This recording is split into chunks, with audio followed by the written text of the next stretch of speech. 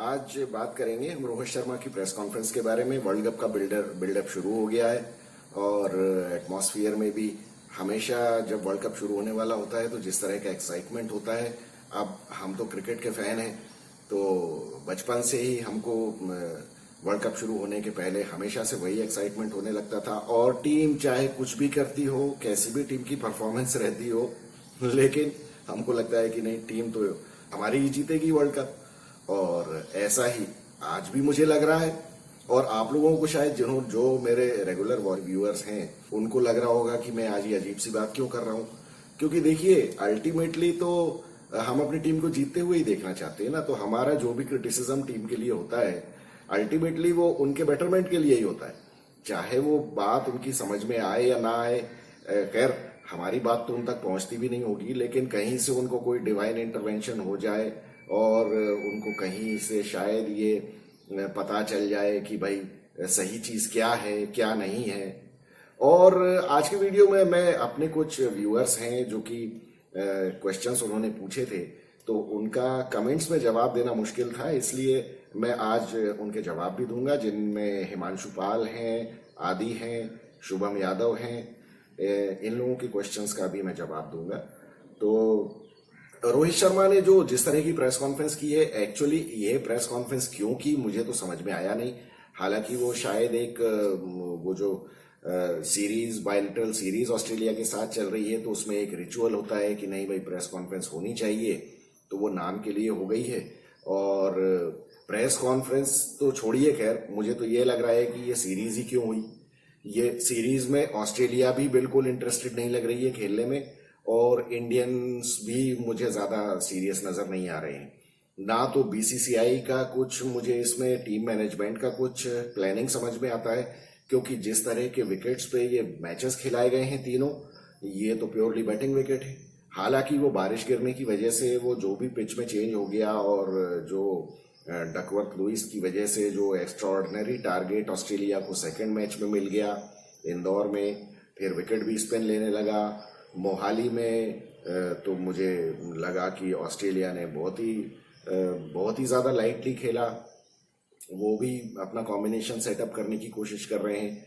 तो अब ये जो देखिए, ये इस तरह की प्रेस कॉन्फ्रेंस है, मुझे नहीं लगता कि इसका कुछ फायदा है। जर्नलिस्ट लोग भी ना क्वेश्चंस ढंग से नहीं पूछते हैं।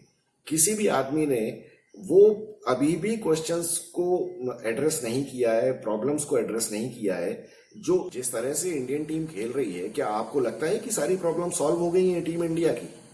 मुझे अभी आप लोगों ने सोचा या नहीं सोचा, लेकिन मैं आपको एक फूड फॉर थॉट देता हूं। सेकंड मैच में जो अभी इंदौर में हुआ, उसमें आप लोगों ने देखा होगा कि ईशान किशन ने विकेट कीपिंग की, राहुल ने विकेट कीपिंग नहीं की।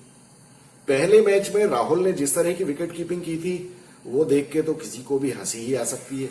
जिस तरह से उसने रनआउट मिस किया, जो आधे विकेट पे वो बैट्समैन खड़ा हुआ था, लबुशेन था या कौन था, और राहुल से बॉल ही कलेक्ट नहीं हुई। फिर उसने जिस तरह से ये ईशान किशन और केएल राहुल, मेरी नजर में तो दोनों ही एक जैसे विकेट कीपर हैं, लेकिन राहुल को थोड़ा सा एज मिल जाता है क्योंकि वो बेटर बैट्समैन है और मिडिल ऑर्डर में खासतौर पे बेटर बैट्समैन है। ईशान किशन ने अपनी टेक्निक में कुछ भी इंप्रूवमेंट नहीं किया है। जो मिडिल ओवर्स में वो सिंगल्स नहीं निकाल पाता है, स्ट्राइक रोटेट नहीं कर पाता है, उसकी वजह से केएल राहुल को थोड़ा सा एज मिल जाता है। लेकिन ये क्वेश्चन किसी ने पूछा नहीं कि विकेट कीपिंग हमारी बहुत बड़ी प्रॉब्लम है। जिस तरह से ईशान किशन को लेग स्टंप के बाहर वाली बॉल को कलेक्ट करने में प्रॉब्लम होती है, आप लोगों ने ऑब्जर्व किया हो या ना किया हो, लेकिन इसने वेस्ट इंडीज में भी गड़बड़ की थी और इसने परसों के मैच में भी गड़बड़ की थी। लेग स्टंप के बाहर वाली बॉल इससे कलेक्ट नहीं होती है, इसका हाथ ही सीधा नहीं जाता है जिस तरह से जाना चाहिए नेचुरली। कैचिंग हमारी टीम की बहुत सीरियस प्रॉब्लम है। ऋतुराज गायकवाड़ का कैच छोड़ दीजिए जो लाइट की वजह से छूट गया, लेकिन अदरवाइज वेस्ट इंडीज में भी रोहित ने अपने विराट और सूर्य कुमार यादव और इन सब लोगों ने कैचेस छोड़े हैं, अपने बुरी तरह से कैचेस छोड़े। मेरे ख्याल से तो ये अभी नेपाल के अगेंस्ट एशिया कप में भी तो छोड़े थे इन लोगों ने कैचेस। तो ये कैचेस कैसे छूट सकते हैं इनसे? हाथ में आए हुए कैचेस अगर आप छोड़ोगे, और वो भी अगर मिचेल मार्श जैसे बैट्समैन का अगर आपने कैच छोड़ दिया, तो फिर मैच तो वहीं खत्म हो जाएगा। ये बैट्समैन कुछ ऐसे हैं जो आपको दूसरा मौका नहीं देते हैं, और जिस तरह की ये बैटिंग करते हैं एक्सप्लोसिव, यहां पे तो आपको बहुत ज्यादा कॉशियस रहने की जरूरत है। अब ये फील्डिंग कोच आपने बनाया हुआ है या आपने कैचिंग के लिए, अब फील्डिंग में देखिए कोई बेसिक फील्डिंग तो सिखाने से रहा कोच, अब यहाँ पे कोई फील्डिंग की टेक्निक थोड़ी सिखाई जाती है। वहां विकेट कीपर को यही सिखाया जाता है कि भैया तुझे लेग स्टंप के बाहर वाली बॉल को कैसे कैच करना है, लेकिन नहीं, राहुल को कुछ सिखा सकता है फील्डिंग कोच कि तूने विकेट कीपिंग में कैसे मिस कर दिया रन आउट, और वो रन आउट आप वर्ल्ड कप के किसी मैच में करोगे तो आपका क्या होने वाला है। चलिए, हमारी किस्मत से बैट्समैन सारे फॉर्म में आ गए, बॉलर्स बहुत अच्छी बॉलिंग कर रहे हैं, ये बहुत अच्छा है हमारी टीम के लिए। लेकिन जो छोटी छोटी प्रॉब्लम्स हैं, जो ये लोग रन आउट ये लोग मिस कर देते हैं। दूसरी बात, खुद रन आउट होने के लिए इनको, अभी मैं आपको बता रहा हूं, विकेट के बीच में ये आपने देखा होगा जब ये रन लेने दौड़ते हैं तो आपस में एक दूसरे की डायरेक्शन में दौड़ते हैं। ये बैटिंग कोच नहीं सिखाएगा क्या इनको कि तुमको दौड़ना कैसे। आपने कितने मैचेस में देखा होगा कि ये बैट्समैन एक दूसरे से टकराने की डायरेक्शन में दौड़ने लगते हैं। ये चीजें सिखाने की है, ये नहीं कि शॉट कैसे मारना है और कैसे क्या करना है और क्या नहीं करना है, कैच कैसे पकड़ना है, ये कोई नहीं सिखा सकता। लेकिन आपको टेक्निक तो समझानी पड़ेगी ना, ये टेक्निक समझाना कोच का काम है, बाकी प्रैक्टिस करना तो प्लेयर्स के लिए, वो प्लेयर्स को ही करना है। तो ये प्रेस कॉन्फ्रेंस में रोहित ने जो भी बोला उसमें मैं कोई बहुत ज्यादा उससे इंप्रेस नहीं हूं। हाँ, एक जरूर टेंशन वाली बात यह है कि टीम में वायरल फीवर हो गया है। अब वायरल फीवर हो गया तो वायरल फीवर कई बार 15-15, 20-20 दिन चलता है। वो वायरल फीवर ठीक भी हो जाता है अगर, तो उसकी वजह से जो वीकनेस इंड्यूस हो जाती है वो काफी टाइम तक चलती है। तो भगवान ना करे कि ऐसा कभी हो इंडियन टीम के साथ। और ये तो अच्छा हुआ है कि अभी काफी पहले हो गई ये चीज, तो इसके लिए अगर जिनको भी वायरल हुआ है वो रिकवर होने का भी टाइम है। तो चलिए, खैर इंडियन टीम का तो अब आज का जो मैच है वो मैच के बाद तो हम बात करेंगे मैच की, लेकिन अब हम पहले बात करते हैं कि हमारे व्यूअर्स क्या क्वेश्चंस पूछ रहे थे। तो उसमें शुभम यादव ने पूछा है कि अश्विन को सिलेक्ट करने के बारे में आपका क्या व्यू है। तो शुभम, मेरा कहना तो यह है कि रोहित शर्मा से भी ये क्वेश्चन प्रेस कॉन्फ्रेंस में पूछा गया था। अब यहीं पे आके देखिए, पोल खुलती है टीम मैनेजमेंट की और कप्तान की भी। हालांकि पिछली प्रेस कॉन्फ्रेंस में भी रोहित शर्मा ने ये कहा था कि हम अश्विन के टच में हैं बराबर। अरे, अश्विन के टच में रहने का क्या मतलब है? अश्विन के टच में रहने से आपने उसको बोल दिया कि जाके तुम क्लब का मैच खेल लो। अगर आपको अश्विन के बारे में इतना ही ज्यादा ध्यान था तो आपने पहले उसको टीम में रह के वनडे मैचेस क्यों नहीं खिलाए? आप वेस्ट इंडीज क्यों नहीं ले गए उसको? लेकिन ये लोग सोते से जागते हैं, जैसी सिचुएशन इनके सामने आती है ना वहां रिएक्ट करते हैं। ये प्रोएक्टिव अप्रोच नहीं है। प्रोएक्टिव अप्रोच, अरे आपके घर में वर्ल्ड कप हो रहा है, आपको मालूम नहीं है क्या कि आपकी कंडीशंस कैसी होंगी, विकेट्स कैसे होंगे, कौन कौन आपके पास बॉलर्स में रिसोर्सेज अवेलेबल है। पूरी, मैं हमेशा यही कहता हूं कि आप 15 डिक्लेयर करने में क्यों टेंशन में आते हो? आपको अपनी स्ट्रॉन्गेस्ट 15 डिक्लेयर करो, उसके बाद आपके पास पूरी इंडिया है चूज करने के लिए। आपको जिसको मर्जी आप उसको ले सकते हो आईसीसी को रिक्वेस्ट करके। अगर कोई प्लेयर अनफिट हो जाता है, आईसीसी को आप एप्लीकेशन लिखो और जो चाहिए आपको वो ले लो। तो आपने पहले लेकिन अश्विन को प्रैक्टिस तो करवानी चाहिए थी वनडे मैचेस की। अब आपको सोते से याद आ गया अचानक रोहित शर्मा को कि नहीं, मेरे पास अश्विन भी है।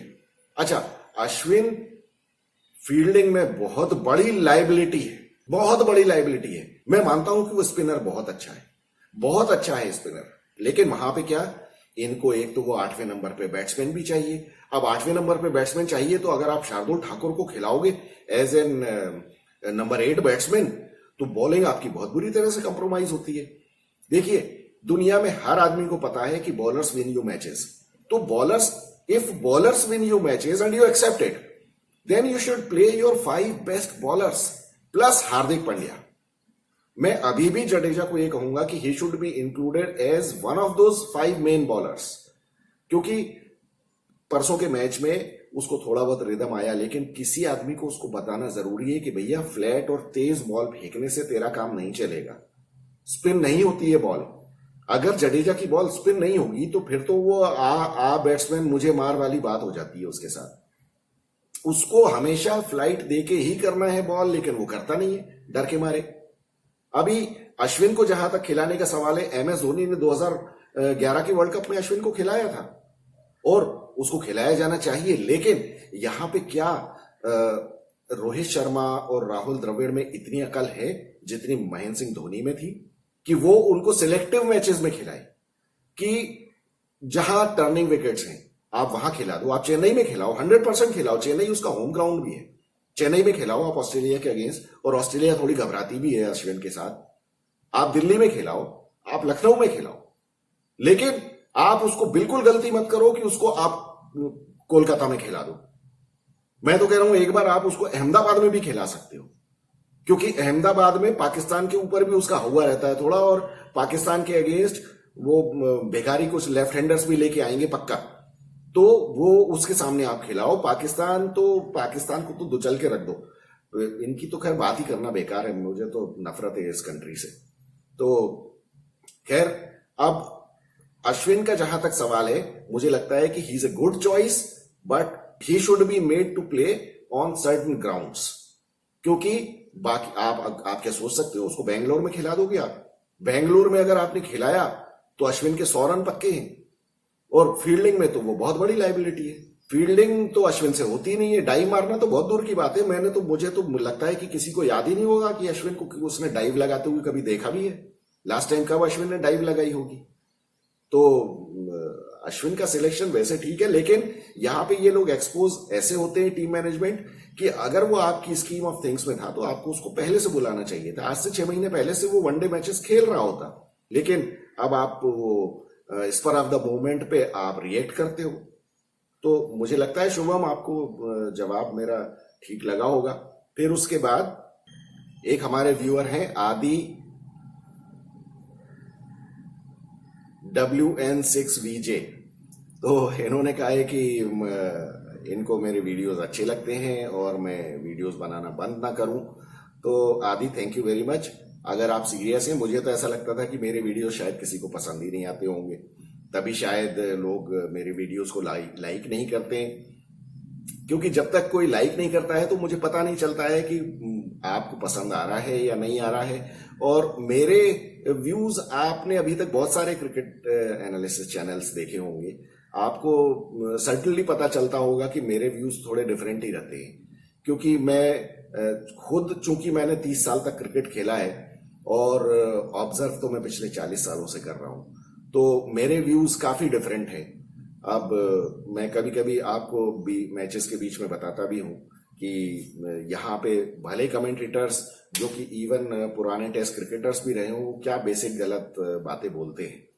तो उस तरह के व्यूज मेरे रहते हैं, और मैं यहाँ कोई तारीफ करने नहीं आता हूँ। देखिए, अच्छा खेलता है कोई तो वो they are paid for it और they are suppose to play good game, लेकिन बेसिक गलतियां जब करते हैं और वहां पे मुझे सेल्फिश अप्रोच नजर आती है, जैसे कि पिछले मैच में मुझे शुभमन गिल और श्रेयस अय्यर की बैटिंग में सेल्फिश अप्रोच नजर आई थी, तो दुनिया ने तो उनके कसीदे पढ़ दिए तारीफ में कि ये और वो और नंबर 1 और शानदार बैटिंग, लेकिन मेरी नजर में वो बहुत ज्यादा सेल्फिश अप्रोच थी।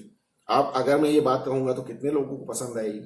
लोग तो यहाँ पे बात करने जब आते हैं तो उन्हें तो सिर्फ तारीफें सुनना पसंद है, या तो फिर वो ये कह सकते हैं कि मेरी नेगेटिव अप्रोच है। मेरी नेगेटिव अप्रोच नहीं है, एक्चुअली मेरा जो प्रोफेशन है और मेरा जो करियर रहा है, मैं एक मैनेजमेंट कंसल्टेंट हूं, मैकेनिकल इंजीनियर, और मैं लोगों की प्रॉब्लम सॉल्व करता हूं। मेरा बिजनेस भी वही है। तो मैं बिजनेस मैन की प्रॉब्लम सॉल्व करने के लिए उनको सॉल्यूशंस देता हूं, उनको सजेशंस देता हूं। लोग मुझसे पर्सनल और प्रोफेशनल प्रॉब्लम्स भी डिस्कस करते हैं, उसके लिए मैंने अपना एक अलग चैनल भी बनाया हुआ है। हालांकि वो मैंने बहुत रिसेंटली शुरू किया है। तो मैं इंटरनेट पे लिखता भी हूँ, लोगों की हेल्प करता हूँ। ऑल ओवर द वर्ल्ड मुझसे लोग क्वेश्चंस पूछते हैं अपनी पर्सनल और प्रोफेशनल प्रॉब्लम्स के बारे में, बिजनेस सेटअप करने के बारे में। तो मैं हमेशा यही कहता हूं उनसे कि देखिए, अच्छी चीज तो सभी लोग कर लेते हैं, लेकिन आपको सक्सेसफुल होने के लिए अपनी गलतियों को मिनिमाइज करना है। तो क्रिकेट, चूंकि मैं खुद खेला भी हूं और मैंने बहुत ऑब्जर्व किया है, इस वजह से मैं उन्हीं चीजों के ऊपर बात करता हूं कि कौन सी वो गलतियां हैं जिनको आपको प्लग इन जल्दी से जल्दी करना है, क्योंकि एक छोड़ा हुआ कैच या एक मिस किया हुआ रन आउट या एक गलत बॉल या एक गलत ओवर आपको वर्ल्ड कप कॉस्ट कर सकता है। हो सकता है कि वो आपको अफगानिस्तान के अगेंस्ट उतना पिंच ना करे, लेकिन वो भी करेगा, क्योंकि ये जिस तरह का फॉर्मेट है, राउंड रॉबिन जो फॉर्मेट होता है, ये टीमों के लिए बहुत ज्यादा फेवरेबल भी होता है और कभी कभी बहुत बड़ा नुकसान भी हो जाता है इस चीज का, क्योंकि आपको एक टेंडेंसी हो जाती है कॉम्प्लेसेंट होने की।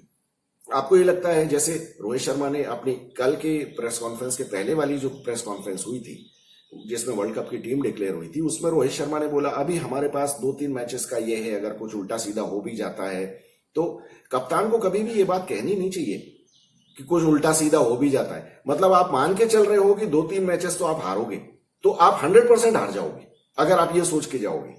किसी भी मैच में, आप किसी भी टूर्नामेंट में आपको ये तो सोचना ही नहीं है कि मैं कोई एक मैच हार जाऊंगा या मेरे पास एक लीवरेज है 2-3 मैच हारने का। अगर आप ये सोच के जाओगे तो आप 2-3 पक्का हार जाओगे, लेकिन वो आप मैच हारोगे किससे? आप अफगानिस्तान से नहीं हारोगे। हालांकि वो भी टीम कोई ऐसी नहीं है, वो किसी दिन हो सकता है कि आपको फंसा दे, लेकिन आपके जो कॉम्पिटिटर्स हैं, मेन कॉम्पिटिटर्स मैं कहता हूं वर्ल्ड कप में, ऑस्ट्रेलिया, इंग्लैंड और साउथ अफ्रीका, मेरी नजर में तो इस वर्ल्ड कप के 4 semifinalist Australia, England, south Africa और इंडिया है। और मैं तो फाइनली इंडिया को जिता ही दूंगा अगर आप मुझसे पूछे तो वो तो हम देखेंगे बाद में। अगर इन्होंने गलतियां नहीं की तो ये जीत भी सकते हैं, लेकिन रोहित शर्मा से मुझे इसकी उम्मीद नहीं है।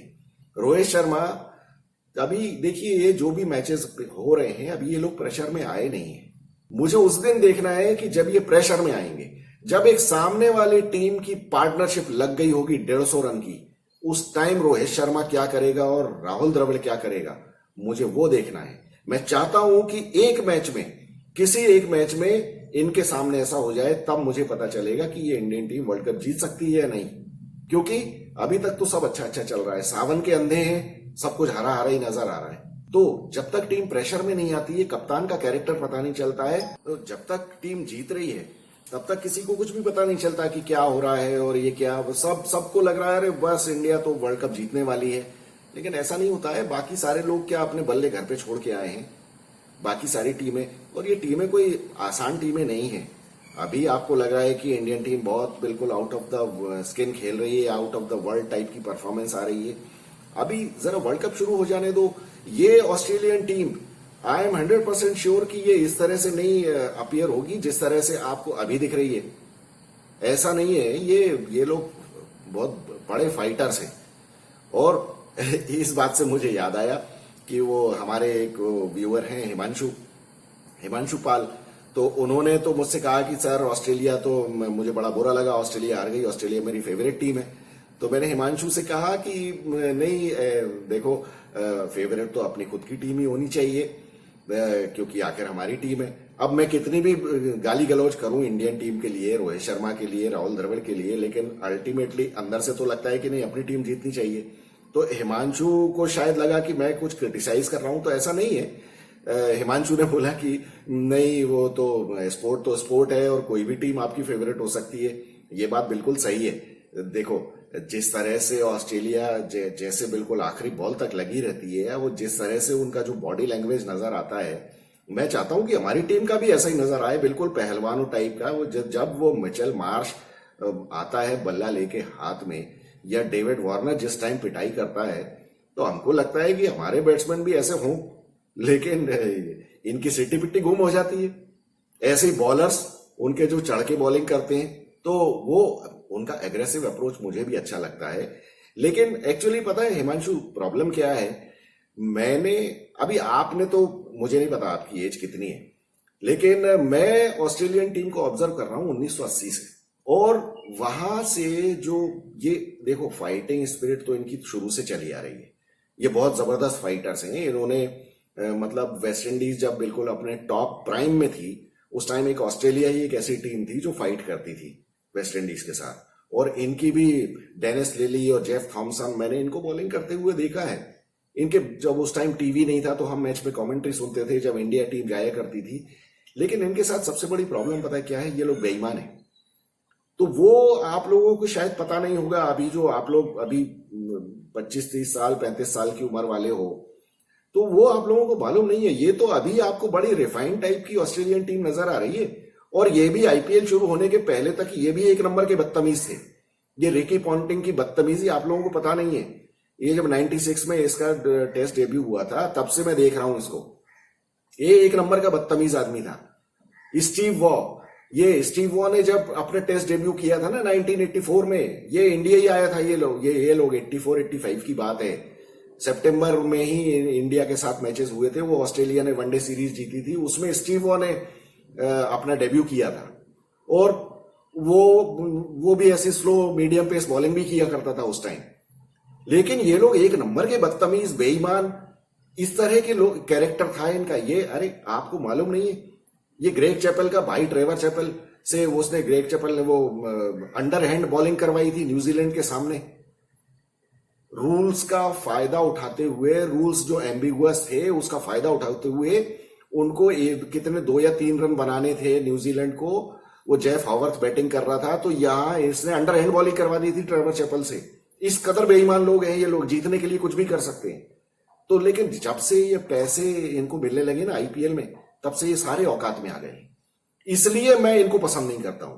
हाँ, लेकिन इनकी फाइटिंग स्पिरिट है, सब कुछ है, तभी से मेरी कभी भी ऑस्ट्रेलिया फेवरेट टीम नहीं रही है। ये बेईमान है एक नंबर के, कुछ भी कर सकते हैं, लड़ाई झगड़ा कर लेते हैं ये, और गाली गलौज तो इनका तो पता है आपको। अब ये सब औकात में आ गए जब से इंडिया ने जाके बत्ती देना शुरू की है। और इस मामले में मैं क्रेडिट देता हूं विराट कोहली को। विराट कोहली ने पलट के देना शुरू किया इनको, तब से ये लाइन पे आए हैं। तो हालांकि हम इंडियंस का वो कैरेक्टर नहीं है, लेकिन फिर भी करना पड़ता है बदतमीजों के साथ। अब पाकिस्तान के साथ आप क्या फेयर प्ले की उम्मीद करोगे, या इनके साथ क्या स्पोर्ट की बात करोगे? इनके साथ तो क्रिकेट होना ही नहीं चाहिए। मेरा बस चले तो मैं बंद कर दूं इनके साथ क्रिकेट खेलना। क्या इनकी तरफ थूकना भी नहीं है मुझे देख के। ये जिस तरह से हमारी कंट्री को बदनाम करने में लगे हुए हैं। स्पोर्ट मैंने मान लिया, स्पोर्ट ठीक है, लेकिन स्पोर्ट को आप पॉलिटिक्स कह लो आप इसको, या कुछ भी कह लो, यहां तो हमारे देश का सवाल है। मैं इसको पॉलिटिक्स नहीं बोलता हूं। ये आप जाके विराट कोहली जाके रिजवान अहमद के गले लग रहा है, बाबर अहमद को गले लगा रहा है, और चुम्मियां ले रहे हैं ये लोग एक दूसरे की, और वहां वो हमारे जवानों को मार रहे हैं सीमा के ऊपर। तो ऐसे देश के साथ मुझे क्रिकेट क्यों खेलना है? अरे इनका हमारे साथ क्रिकेट खेलने का मेन रीजन ये है कि इनको पैसे मिलते हैं। इन हरामखोरों को तो बिल्कुल ऐसा आइसोलेट करना चाहिए कि ये भूखे मर जाएं। और मैं तो मुझे आई एम 99% कॉन्फिडेंट कि जो चैंपियंस ट्रॉफी इन लोगों ने डिक्लेयर की हुई है ना, ये आईसीसी ने भी अपनी मुसीबत मोल ली है। जो 2025 की चैंपियंस ट्रॉफी पाकिस्तान को क्यों दी होगी? किसी हालत में इंडिया ये चैंपियंस ट्रॉफी पाकिस्तान में नहीं होने देगा। इंडियन टीम को पाकिस्तान जाके चैंपियंस ट्रॉफी खेलना तो बहुत दूर की बात है। पाकिस्तान में चैंपियंस ट्रॉफी होगी नहीं, ये आज आप नोट करके रख लो इस बात को। जय शाह तो कुछ नहीं है, ये काम ऊपर से चल रहा है। जब हम उनको वर्ल्ड में आइसोलेट किए दे रहे हैं, बांग्लादेश को हम बुला लेते हैं G20 में, और इनको भीख मांगने की हमने कगार पे ढकेल रखा है। इनके यहाँ चैंपियंस ट्रॉफी होने देंगे हम? ये तो अभी दिल बहलाने को गालिब ख्याल अच्छा है। पाकिस्तान की तो बहुत बुरी हालत होनी चाहिए, इसलिए मैं इनके साथ क्रिकेट की बात नहीं करना चाहता। वो तो मजबूरी है कि वर्ल्ड कप है जिसमें ये बेकारी लोग आए हुए हैं, इसलिए मुझे इनके मैचेस भी कवर करने पड़ेंगे।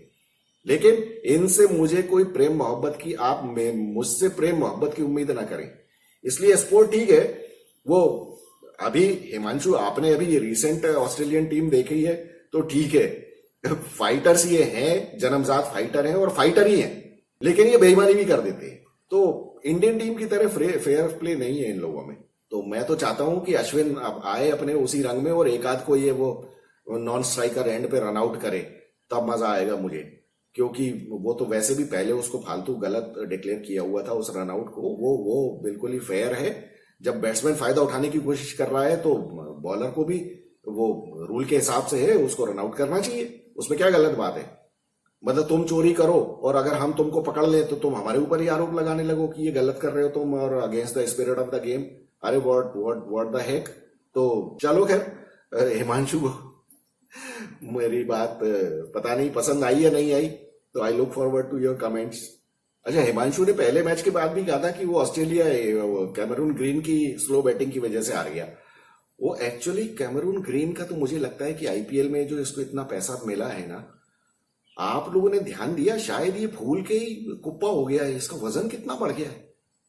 मतलब आप देखो, जो ये आईपीएल में आया था दुबला पतला था, और अभी तो मुझे ये देख के लग रहा है ऐसा बिल्कुल मोटा हो गया है। इसका 150 किलो तो वजन हो गया होगा, ये जितना लंबा है उसके हिसाब से। क्योंकि जितना ये लंबा है उसके हिसाब से तो नॉर्मल वजन ही इसका 110 किलो होना चाहिए, लेकिन अभी तो मुझे लग रहा है 150 के पार चला गया ये। इससे चलते नहीं बन रहा है, हाफ रहा है बॉलिंग करते टाइम, और बहुत अच्छी बात है। मुझे तो ऐसा लगता है कि आईपीएल में ये जितने भी टीमों के ना बड़े बड़े प्लेयर्स हैं, इनको सबको ज्यादा ज्यादा पैसे देके इनको ले आना चाहिए, इनको बिगाड़ दो, इनकी आदतें खराब करवा दो, पार्टियां करवाओ इनको, और ये अपने आप ही खराब हो जाएंगे ये।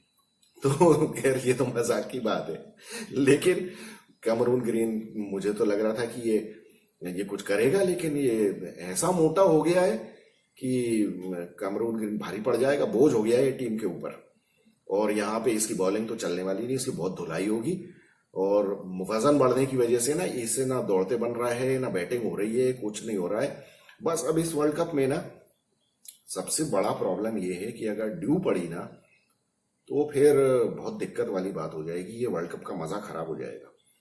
मुझे सबसे बड़ा प्रॉब्लम यही लग रहा है कि ये अगर वाकई ड्यू हुई, फिर तो वही टॉस जीतो मैच जीतो वाली बात हो जाएगी, और उस टाइम पे फिर आपको ये करना पड़ेगा कि मुझे ऐसा लगता है कि जैसे कुछ ग्राउंड्स तो हैं, अब जैसे बेंगलोर हो गया, या आपका कौन सा एक और है ना जहां पे खूब रन बनते हैं, हैदराबाद में भी अच्छे रन बन जाते हैं, कोलकाता में भी पहली इनिंग्स में बैटिंग करते हुए तो अच्छे रन बन जाते हैं। तो यहां अगर टीमें जो जिनके मैच हैं और उनकी पहले बैटिंग आ गई, तो उनको तो 350 के ऊपर का देखना पड़ेगा स्कोर, क्योंकि बाद में ड्यू आ जाती है तो फिर तो कुछ हो ही नहीं पाता है। फिर तो अब अजीत अगरकर जैसा बेवकूफ आदमी कुछ भी बोले कि नहीं नहीं नहीं हमारे बॉलर्स को एक्सपीरियंस है और हम तो ड्यू में खेलने की आदी है। अरे आदी वादी कुछ नहीं होता है, जब वो बॉल स्लिप हो जाती है हाथ से तो क्या आदी, वो पता नहीं आप लोगों में से किसी को एक्सपीरियंस है या नहीं है। हम लोग कभी मैचेस खेलते थे, बारिश हो जाती थी, अगर बॉल गीली हो जाती है तो हाथ में आती ही नहीं है, वो स्लिप हो जाती है हाथ से, फिर क्या आप टप्पा दोगे और उसको क्या घुमाओगे। तो ये बस एक मुझे डैम स्वेब लग रहा है इसमें कि ये वर्ल्ड कप में गड़बड़ हो सकता है। तो अब आप लोग भी दुआ करो कि ओस ना गिरे, हमारे फेवर में भी नहीं होना चाहिए और हमारे अगेंस्ट भी नहीं होना चाहिए। तो अब देखते हैं क्या होता है। अब आज मैच होने वाला है, तीसरे मैच में। अब ये तो एकेडमिक इंटरेस्ट का मैच है, मुझे नहीं लगता कि ऑस्ट्रेलिया अभी भी कुछ सीरियसली करने वाली है, या हो सकता है कर भी दे ऑस्ट्रेलिया, क्योंकि अभी उनको एक वो व्हाइट वॉश का डर है। तो व्हाइट वॉश तो की बेइज्जती तो कोई भी नहीं करवाना चाहता है। मुझे लगता है कि ऑस्ट्रेलिया थोड़ा सीरियसली खेलेगी, और अब इसकी वजह से टेंशन थोड़ा सा रोहित और विराट के ऊपर भी आ जाएगा कि अब हम आए हैं तो ऐसा ना हो कि मैच हार जाए। तो देखते हैं क्या होता है, मिलेंगे मैच के बाद। तो I look forward to your comments. Thank you so much. I am Vikas Saxena, the biased analyst.